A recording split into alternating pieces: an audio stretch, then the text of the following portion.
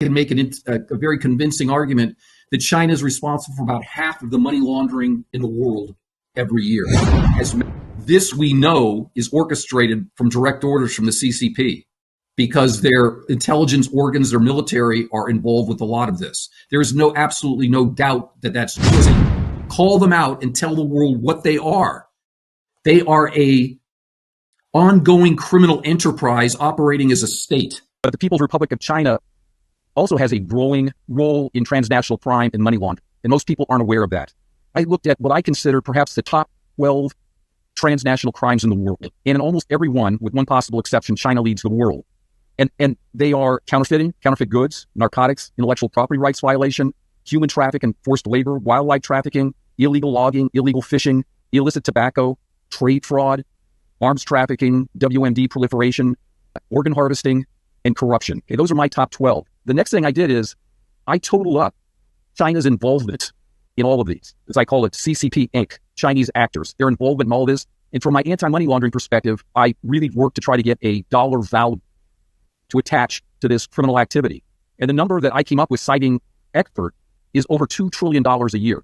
$2 trillion a year. CCP Inc. is responsible for almost half, or perhaps more than half, of the money laundering in the year as measured by specified unlawful activities. The next thing I did was to look at what I call Chinese-centric money laundering methodologies. Things like flying money, or Chinese underground banking systems, capital flight, gaming, real estate, offshores, this type of thing. And then I also talked about what I call Chinese-centric enablers, things like organized crime, influence operations, espionage, this type of thing. You add it all together, plus I talk a great deal about corruption and their growing overseas presence in the Belt and Road Initiative, et cetera, et cetera. When you add it all together, Steve, honestly, I went into this with what I wanted to think was an open mind. I was just trying to develop probable cause, if you will, to make a case.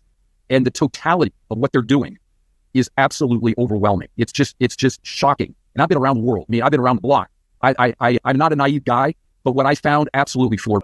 How much money do you think is involved in the drug smuggling business in Southeast Asia? It was about $500 billion a year at the time. What does $500 billion mean to the world? $500 billion can change the world. Afghanistan, that the United States has been unable to handle for so many years, Kyrgyzstan, Kazakhstan, the entire Eastern Europe to East Asia, and across Xinjiang. From Afghanistan to Dashiwuko, which is the original Silk Road, directly to Kyrgyzstan, Azerbaijan.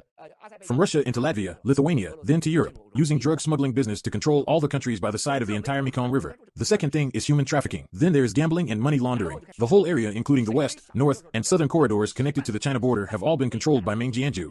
Can check from Turkey, the Black Sea, the Dead Sea, all the way to Azerbaijan, and several nearby oil and gas countries, and then to Belarus, Russia, Afghanistan, Xinjiang, and Iran. The size of this kingdom is beyond people's imagination.